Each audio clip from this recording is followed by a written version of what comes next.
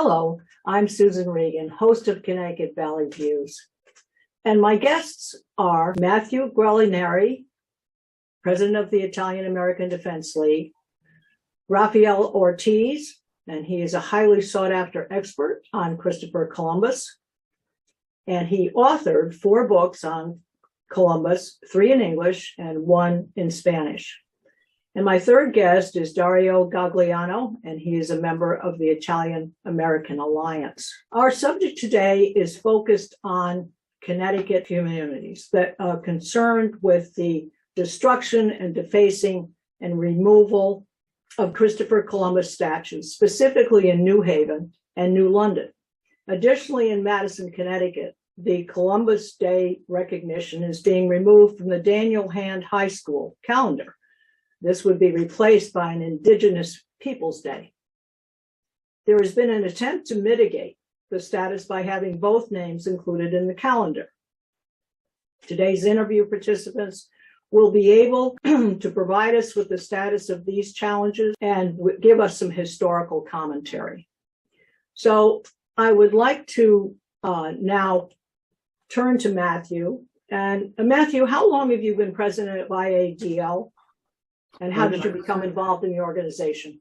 I've been president of the IADL for 2 years, and the organization started 2 years ago when so many of the Columbus statues were being removed across Connecticut. So one statue that was removed was in New London, the other one was in New Haven, and there's been other battles for statues across the state. Some have had a positive outcome where all groups were honored and recognized and considered, but in places like New London, there was little input that was received from Italian Americans in the community.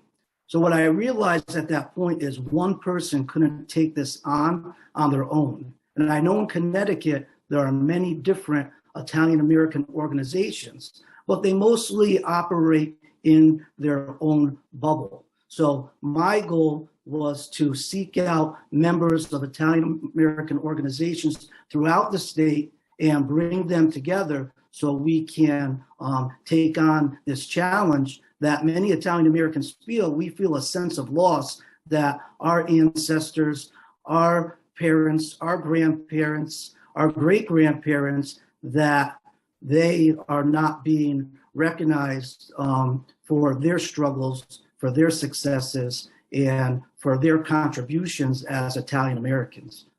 Sure. Well, with IADF, can you give us some current happenings and priority goals that you've been doing? I mean, you've stated your objectives, but if there are any particular events that have been going on? Yeah, so the Italian American Defense League, we have 3 parts to our mission. One is to promote education. There's a rich Italian American history in this country.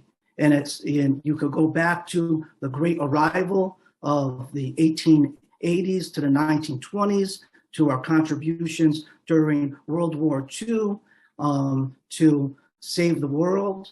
And that included Italian Americans at that time fighting for the United States, and also Italians that were working behind the scenes in Italy, supporting the United States that weren't immigrants yet.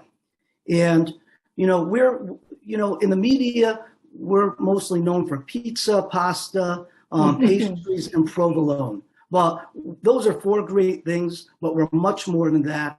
We're engineers, we're artists, we're musicians, we're educators, we're attorneys, and we have accomplishments that have been made throughout history, and that's how we need to be recognized. So that's the promote education part of our mission, to get the information out.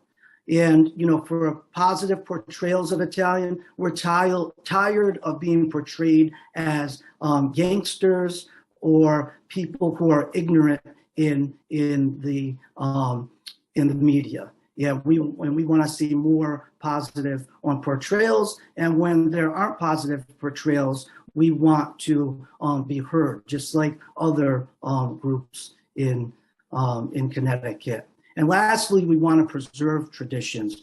Our tradition of celebrating Columbus Day goes back to 1892, when Benjamin Harrison apologized for a lynching that happened in New Orleans. And every major moment in our Italian American history, in some way, it has been tied to Columbus Day. And that can't be forgotten. I can't forget the thousands who stood proud to be Americans next to Columbus statues.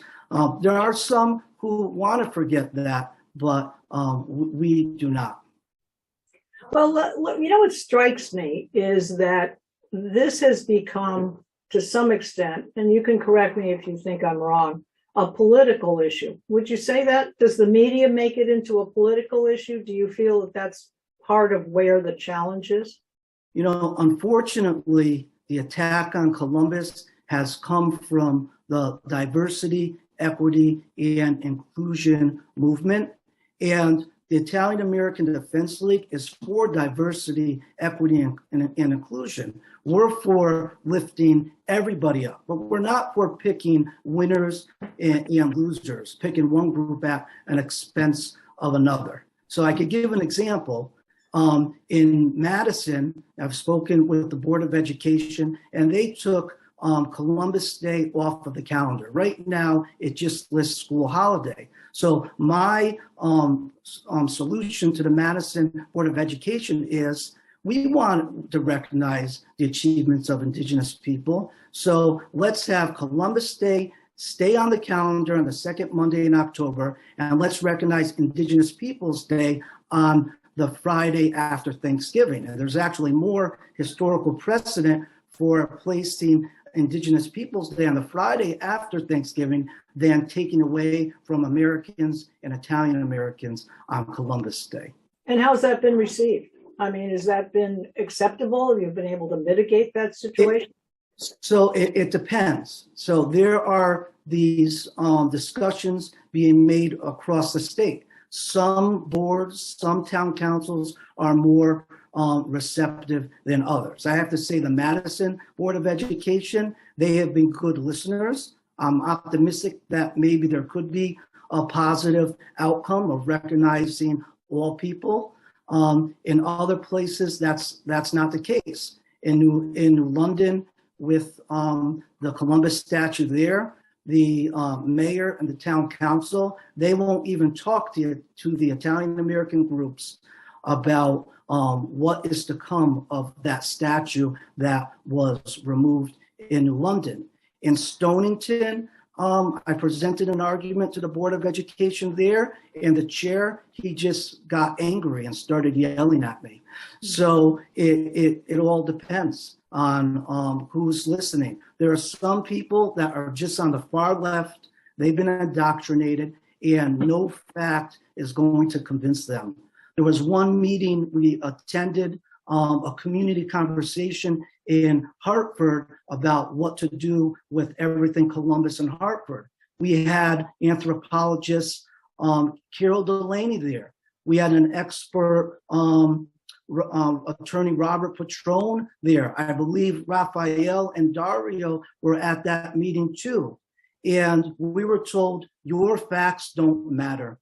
It's our truth that matters. So there are some people who believe that Columbus represents everything, all the sins of America. And it's just based on generalizations and lies. And my response to them is, you may believe that, but that's your perception. That's not based on fact. But they're not looking at fact. They're just looking at how they're feeling. All right, one other question for you before we moved on to Dario. Do you know where these statues have gone when they remove them? Do they tell you where they actually exist? So right now, as far as we know, the New London statue is in storage at an undisclosed location. The Worcester Square Monument is in storage in an undisclosed location. the American Italian Women of Greater New Haven. They've filed a lawsuit, and they continue to look into, that lawsuit to return the statue to Worcester Square.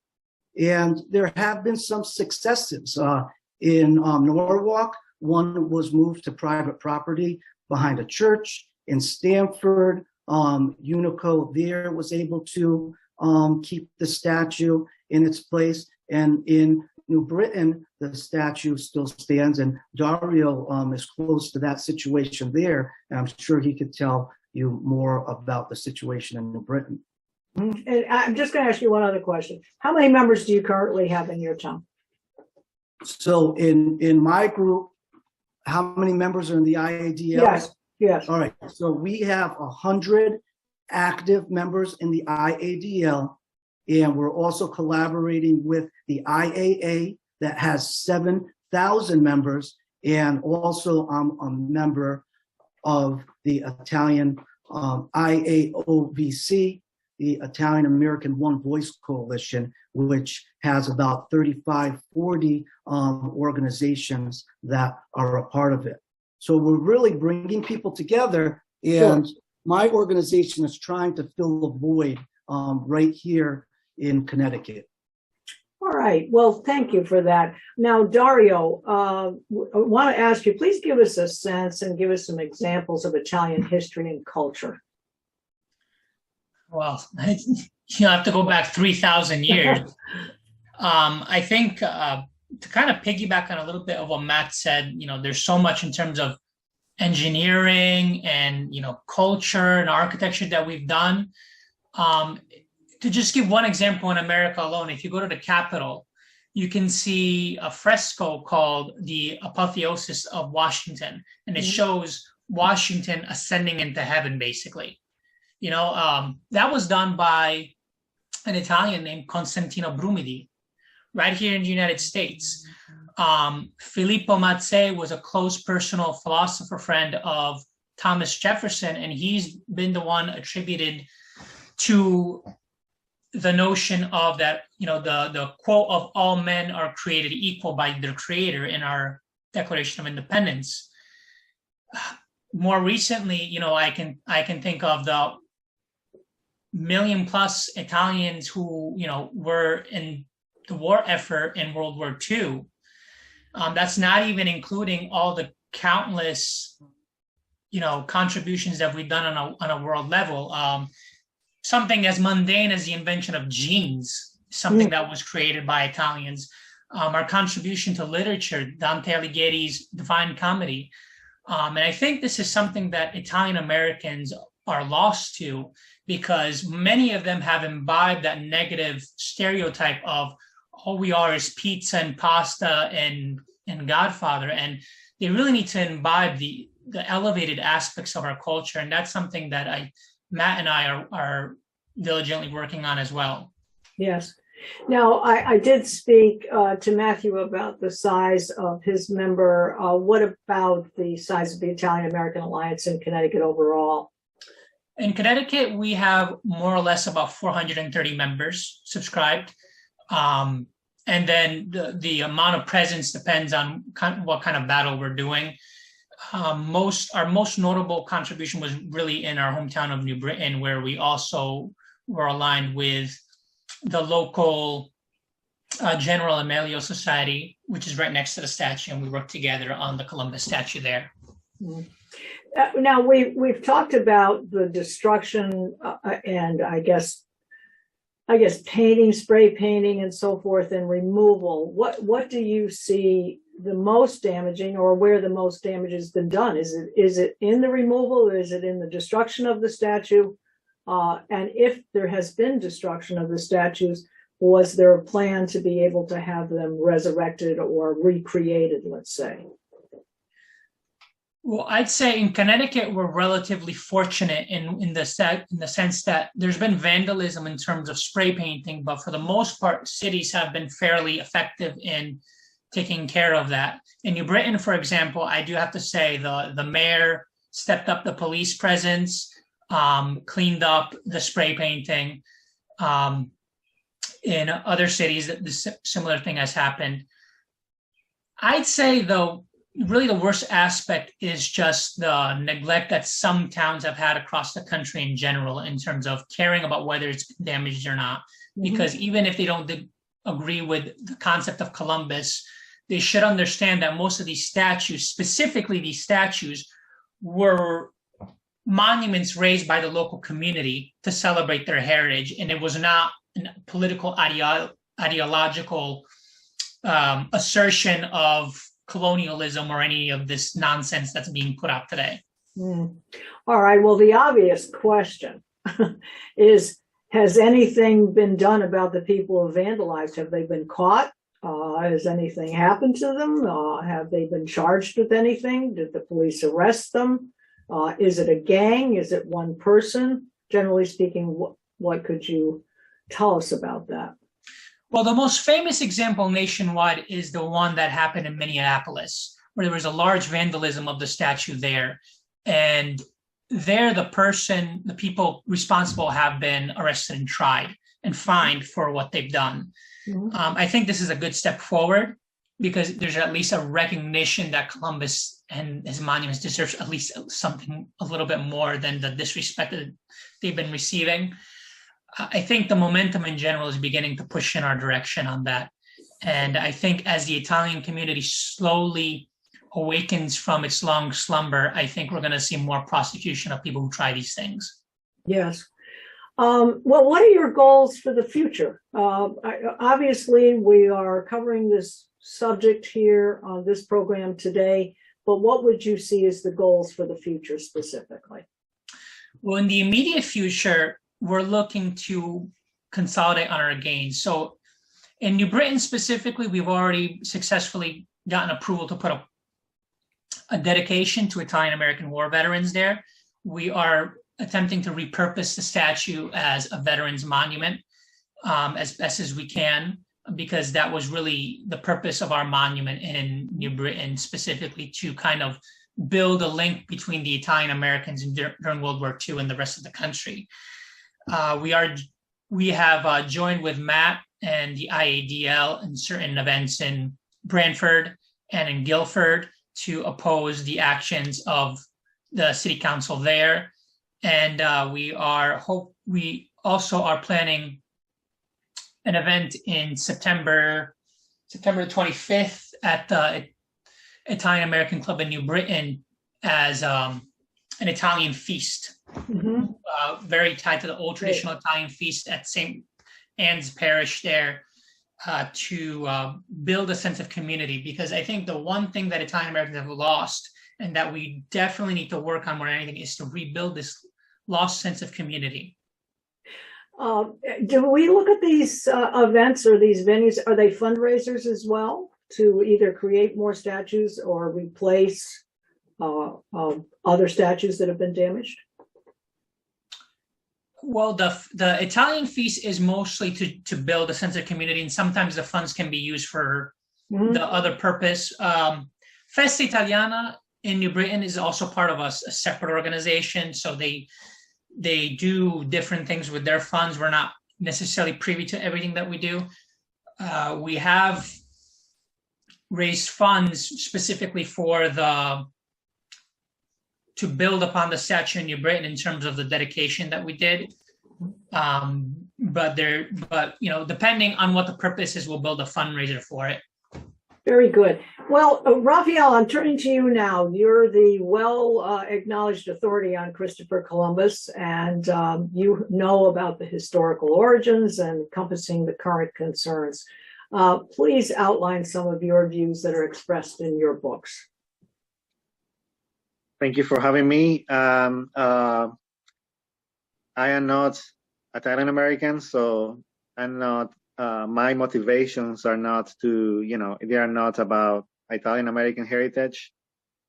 When I start to research about Christopher Columbus and what they claim today, I noticed that these people, they are anti-American. So it's not about Christopher Columbus. Christopher Columbus is just the scapegoat.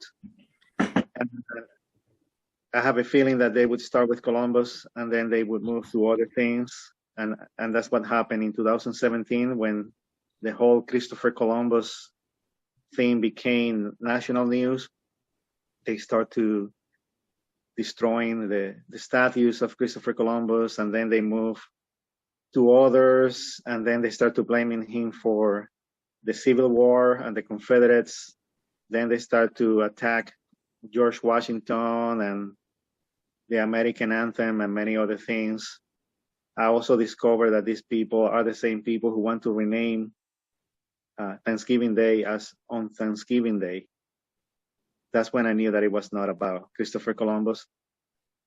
And I say that in my books, and I have 3 of them. I have one in Spanish. I'm about to publish my 4th, and I'm writing my 5th right now.